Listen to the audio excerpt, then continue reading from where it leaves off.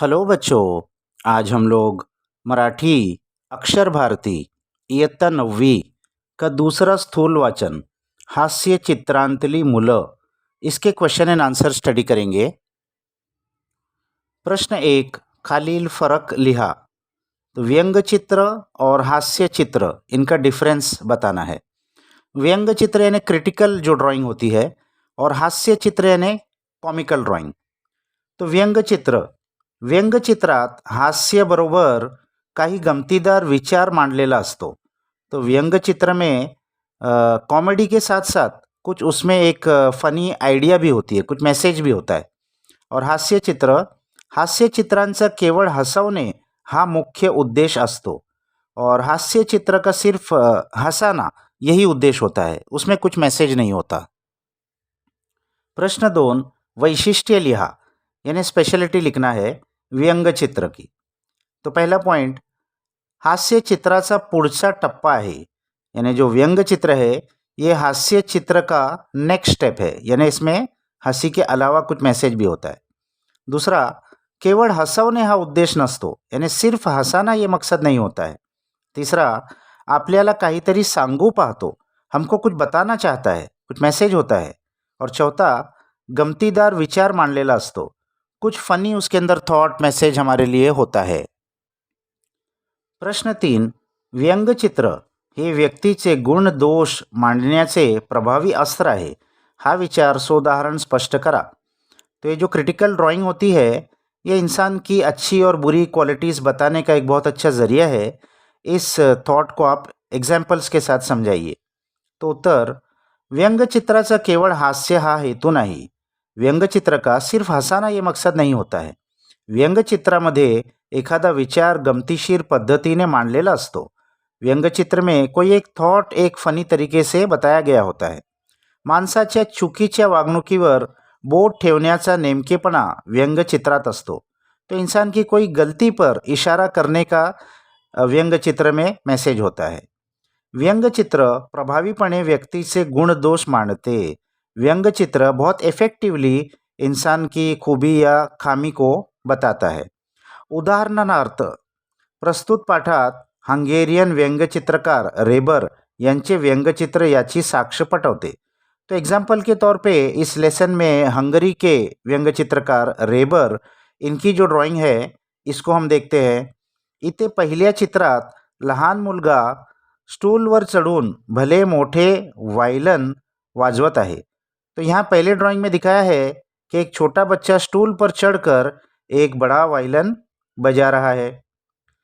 व दुसऱ्या चित्रात तोच मुलगा मोठेपणी लहान वायलन वाजवत आहे और दूसरे ड्राइंग में वही बच्चा बड़ा होकर एक छोटा वायलन बजा रहा है। तो या चित्रातून तो इस ड्राइंग से हमको क्या समझ में आया? फर्स्ट पॉइंट, लहान मुलांना मोठ्या वस्तूंचं आकर्षण असते, छोटे बच्चों को बड़ी चीज़ों का आकर्षण होता है, ते बाह्य आकाराला भूलतात हे सांगितले आहे। वो बाहर के शेप से इम्प्रेस होते हैं, ये बताया गया है। और दूसरा, वय वाढल्यावर वृत्तीत प्रगल्भता येते। जैसे उम्र बढ़ती है तो इंसान के बिहेवियर में कुछ चेंज होता है, वो मैच्योर होता है। बाह्य आकाराचे आकर्षण संपते, तो जो जाहिरी चीज़ें हैं उसका आकर्षण खत्म हो जाता है, अधिक खोल व सूक्ष्म होतो। उसका जो अब आकर्षण है वो डीप होता है, थॉट के ऊपर होता है। या गोष्टीचे मर्म सांगितले आहे। तो इस पिक्चर में ये बताया गया है। म्हणजेच व्यंगचित्र हे व्यक्तीचे गुण दोष मांडण्याचे प्रभावी अस्त्र आहे, हे सिद्ध होते। तो इससे ये प्रूफ होता है कि व्यंगचित्र ये इंसान के कोई खूबी या कोई खामी बताने का बहुत इफेक्टिव तरीका है। प्रश्न 4, प्रस्तुत पाठातील व्यंगचित्रांपैकी तुम्हाला आवडलेल्या कोणत्याही एका व्यंगचित्राचे तुम्ही केलेले निरीक्षण बारकाव्या स्वतःच्या शब्दांत लिहा। तो इस लेसन में बहुत सारे व्यंगचित्र आए हैं, तो आपको जो पसंद आया उसके बारे में आप आपका ऑब्जर्वेशन लिखिए।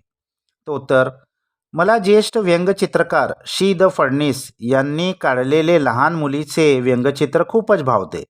तो इस लेसन में जो व्यंगचित्रकार है शी द फडणीस, इन्होंने जो छोटी बच्ची का व्यंगचित्र निकाला है वो मुझे बहुत पसंद आया। शी द फडणवीसांच्या रेषा भूमितीय असूनही खूप आकर्षक व ठळक आहे।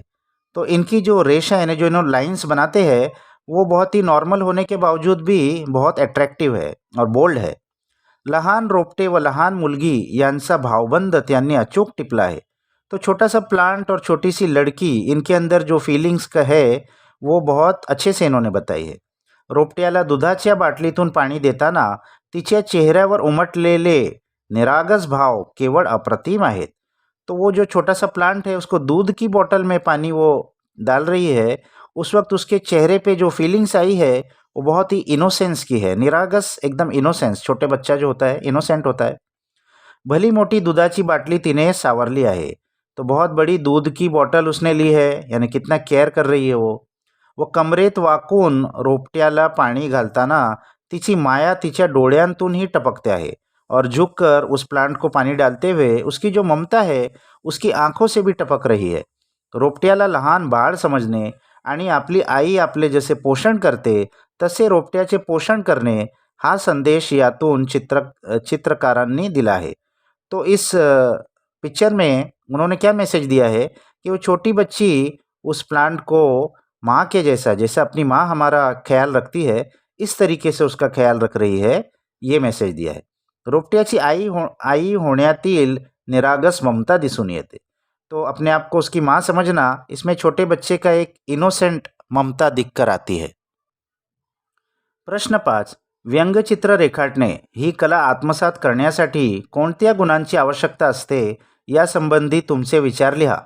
तो व्यंगचित्र ड्राइंग बनाने के लिए आपको क्या क्या क्वालिटीज़ आपके अंदर होना चाहिए, इसके बारे में कुछ लिखिए.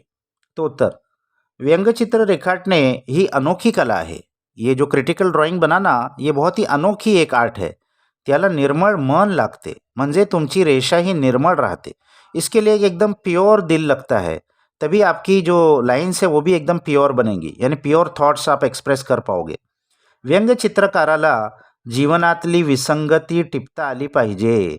तो जो व्यंग चित्रकार है उसको ज़िंदगी की सारी जो फीलिंग्स है उसको ड्राइंग में बताने आना चाहिए. तसेच विषयाविषयी अपार करुणा असली पाहिजे.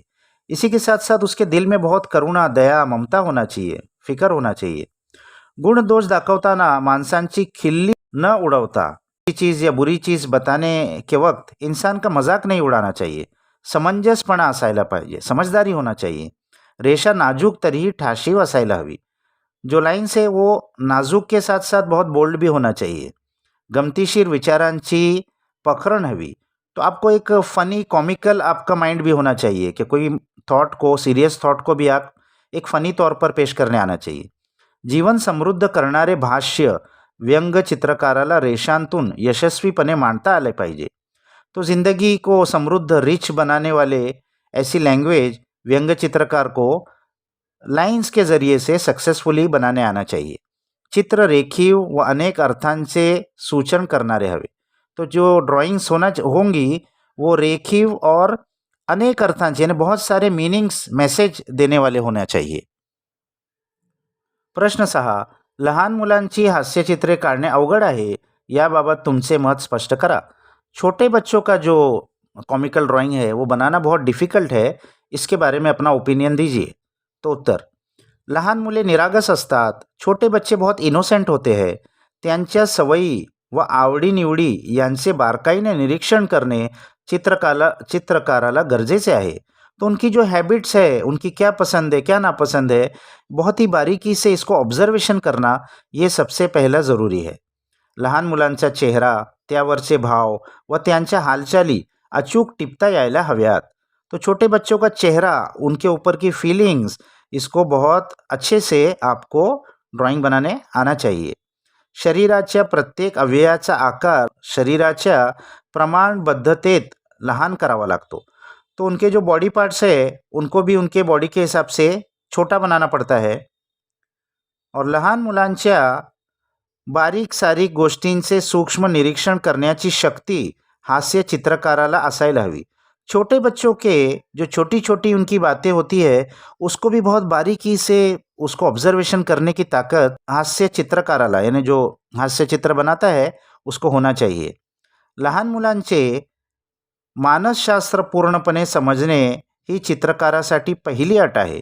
छोटे बच्चों की जो साइकोलॉजी है इसको पूरी तरह समजना ये इस आर्टिस्ट की पहिली कंडिशन आहे. या सर्व कारणांमुळे लहान मुलांची हास्यचित्रे काढणे अवघड असते असे मलाही पटते. तो इन सारे रीजंस की वजह से छोटे बच्चों का कॉमिकल ड्राइंग बनाना बहुत मुश्किल है. ये मैं भी इस बात से सहमत हूँ. तो यहाँ ये क्वेश्चन आंसर्स खत्म हो गए बच्चों. इसको अच्छे से अपने बुक्स में लिख लो. नेक्स्ट वीडियो तक बाय बाय.